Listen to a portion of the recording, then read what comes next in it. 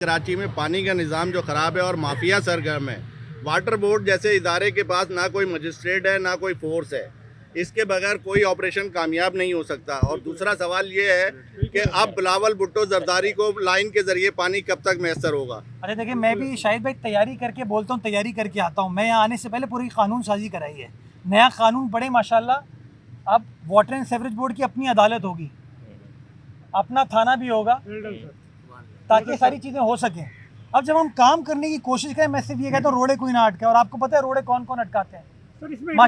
माशाल्लाह हर तरह का बंदा है जो कि निज़ाम को ख़राब करने की कोशिश करता है। तो हुकूमत के तौर पर या एडमिनिस्ट्रेशन के तौर पे आपकी नीयत इस चीज़ से ज़ाहिर होती है कि आपने सबसे पहले कानून साजी कर ली। उस कानून साजी के अंदर आपने अदालत को भी डाल दिया, आपने टैरिफ का निज़ाम भी डाल दिया है, आपके अंदर जो जो पानी चोरी कर रहे हैं उनके खिलाफ कार्रवाई का भी तरीका कार डाल दिया। और एक चीज़ अभी मैं केएमसी के अंदर भी इंशाल्लाह एक तरमीम लेके आ रहे हैं जिसमें म्यूनसिपल मैजिस्ट्रेट आएंगे।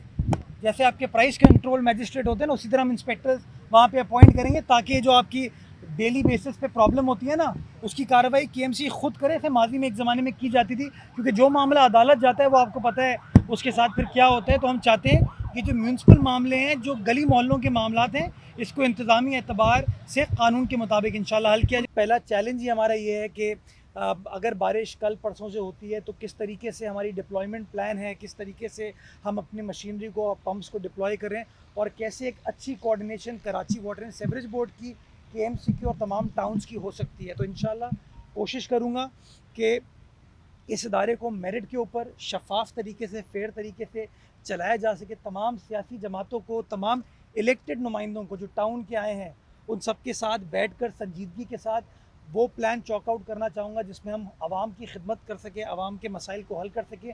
और जैसा कि मैंने कहा, पहला टारगेट ये है कि जो बारिशें हैं उसको हम कैसे बआसानी लोगों को रिलीफ दे सकें, मामलात को निमट सकें।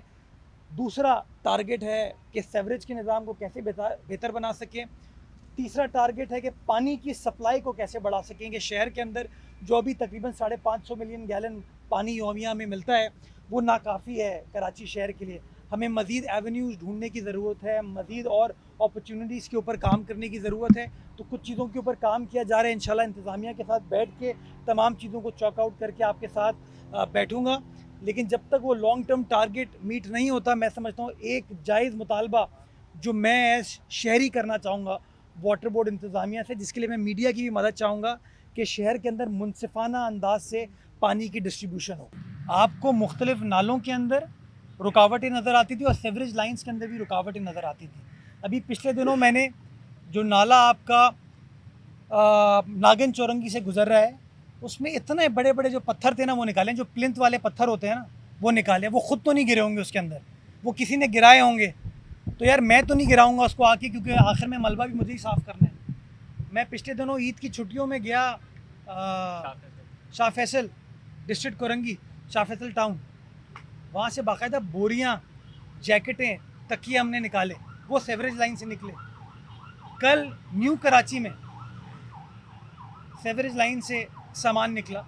तो इस तरह की जो रुकावट है, मैं समझता हूँ, लोगों को ये कहता हूँ कि जब सेवरेज लाइन चोक होती है तो कोई वाशिंगटन में बैठा हुआ आदमी उसको तकलीफ़ नहीं होती है, कोई टोक्यो में बैठे हुए आदमी को तकलीफ़ नहीं होती है। मेरे कराची वालों को तकलीफ़ होती है, आपके कराची वालों को तकलीफ़ होती है, हम कराची वालों को तकलीफ़ होती है।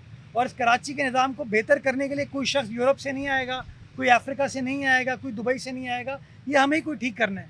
तो क्यों ना हम ये सोच उजागर करें कि हाँ यार, बहुत रुकावटें क्रिएट हो गई, अब वक्त आ गया रुकावटों को ख़त्म करें, रुकावटों को अबूर करें, दिलों को जोड़ें, मोहब्बतों को बांटें, चीज़ों को ठीक करें। पानी नाले के थ्रू इवेंचुअली जाएगा, सेवरेज लाइन के ज़रिए इवेंचुअली समंदर के अंदर जाएगा। तो जहाँ जहाँ नालों की चोकिंग पॉइंट्स थी, वहाँ पर डेली बेसिस पर काम हो रहा है। तकरीबन 50 से 52 लोकेशन हैं जहाँ पे डेली काम होता है, और काम आपको होता हुआ नज़र आ रहा है। कुछ जगहों पे जो नशेबी इलाके थे, जैसे मैं मिसाल दूंगा आपको, 13D का इलाका है। पिछली बारिशों में सारा यूनिवर्सिटी रोड का पानी, गुलिस्तान जौहर का पानी 13D आ गया था। हमने वहाँ पर एक नई ड्रेन डाली है जिसको हमने लियारी नदी के साथ कनेक्ट कर दिया है। काम मुकम्मल हो चुका है। मैं पुरुम्मीद हूँ कि इस साल बारिशों में वहाँ के मकीनों को तकलीफ़ नहीं होगी। गुलिस्तान ज़फ़र के अंदर लोगों को प्रॉब्लम होता था, वहाँ 4-5 फीट पानी एक्चुअली होता था। हमने वहाँ पे नई ड्रेन डाली, माशाल्लाह पिछले साल की बारिशों में हमें चैलेंज नहीं हुआ है। इस साल भी हमने उस नाले की सफाई को मैं खुद विज़िट भी करके आया था, उसको यकीनी बनाया। तो इंशाल्लाह जहाँ जहाँ इंजीनियरिंग सोल्यूशन अवेलेबल था उस इंजीनियरिंग सोल्यूशन को हमने इस्तेमाल किया है। जहाँ जहाँ लेट से वो सोल्यूशन अवेलेबल नहीं है वहाँ पर पंपों को लगाएंगे और पानी को पंप आउट करके नालों के ज़रिए इवेंचुअली निकाला जाए। जिस तरीके से जिस स्पीड से ये शहर बढ़ रहा है, रोज़ाना 10 से 12 हज़ार लोग कराची शहर आते हैं अपने मुआश के लिए, इलाज के लिए, तालीम के लिए। तो पॉपुलेशन तो आपकी बड़ी, आपको पानी की रिक्वायरमेंट है जिसके से आज आपको शॉर्टेज होती है। तो आपको उस पानी की रिक्वायरमेंट को मीट करने के लिए कुछ ऑल्टरनेट सोर्सेज के ऊपर जाने की ज़रूरत है। उसमें एक ऑल्टरनेट सोर्स है कि समंदर के पानी को आप मीठा करें, खारे पानी को। इब्राहिम हैदरी के अंदर हमने एक जगह आइडेंटिफाई की है जहाँ पर 5 MGD का डिसैलिनेशन प्लांट लगाया जाएगा। लेकिन मैं समझाना ही चाहूँ, दुनिया भर में डिसैलिनेशन होती है लेकिन दुनिया भर में लोग अपने वाटर बिल पे करते हैं। वाटर बोर्ड इंतज़ामिया उनकी बिल भेजती है, जो बिल भेजते हैं देते हैं, उनका पानी चलता है, जो बिल नहीं देते उनकी लाइन डिस्कनेक्ट हो जाती है।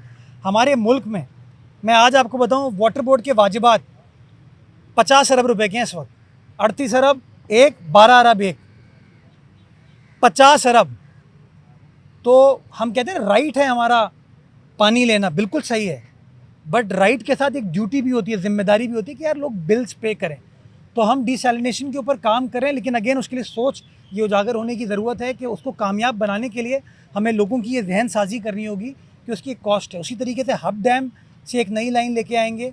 इसी तरीके तीसरी चीज़ है पानी की रिसाइकलिंग, जो कि सनती इस्तेमाल में लाई जाएगी। तो इन तीनों चीज़ों के ऊपर काम करें। 4 साल का वक्त है हमारे पास। अगर इन 4 सालों में इन मामलात को हम हल नहीं कर पाए तो फिर आप बिल्कुल मुझसे सवाल पूछेगा कि मैं नाकाम रहा। लेकिन मेरी पूरी कोशिश है कि इंशाल्लाह इन 4 सालों में ये तीनों मैंने आपको प्रोजेक्ट्स आइडेंटिफाई किया ना, इसके ऊपर मैं K4 के ऊपर मैंने कोई ऐलान नहीं किया क्योंकि वो मेरे कंट्रोल में नहीं है। वफाक बना रही है, वापडा बना रही है। जब मैं KMC में पहली बार आया था तो वहाँ पर भी यही सियासी भर्तियों की बात की जाती थी। मैंने सियासी इख्तलाफात को बालाए ताक रख के कोशिश ये की कि मसाइल को समझूं और समझने के बाद जो उसका तदारुक करने की ज़रूरत है वो तदारुक करूं। तो again Karachi water and sewerage board में भी किसी का ताल्लुक़ किसी सियासी जमात से हो, किसी की कोई पॉलिटिकल फ़िलासफ़ी हो, आइडियोलॉजी हो, हर किसी का हक़ है सियासत करने का, वो सियासत करे। लेकिन खिदमत पे मैं समझता हूँ कोई कॉम्प्रोमाइज़ नहीं होना चाहिए, काम के ऊपर कोई कॉम्प्रोमाइज़ नहीं होना चाहिए। मैं समझता हूँ जो अच्छे फ़ैसले हैं उनकी अमल दरामद कराने में लोगों को साथ देने की ज़रूरत है ताकि मिलकर इस शहर कराची की हम खिदमत कर सकें। देखें, हम लोग ही बसते हैं, हमारे जानने वाले शहर में बसते हैं, हमारे रिश्तेदार इस शहर में बसते हैं। अगर पानी का मसला हल करने में हम कामयाब हो जाएंगे तो इससे बेहतर नेकी, इससे बेहतर खिदमत नहीं हो सकती। अगर हम सेवरेज का मसला हल करने में कामयाब हो जाएंगे तो इससे बेहतर खिदमत, इससे बेहतर नेकी हो नहीं सकती। तो मैं समझता हूँ पॉलिटिकल चीज़ों को साइड में रखें, ये एक एसेंशियल चीज़ है। आपकी जो ज़रूरियात है उसमें से एक चीज़ है। सड़क आपके पास हो ना हो उससे इतना शायद फ़र्क नहीं पड़ता आपको, लेकिन अगर पानी और सेवरेज का निज़ाम सही नहीं है तो उसका मैं समझता हूँ हर किसी को प्रॉब्लम होता है। और कोशिश करेंगे इंशाल्लाह कि काम करें और काम लोगों को इंशाल्लाह होता हुआ नज़र आएगा।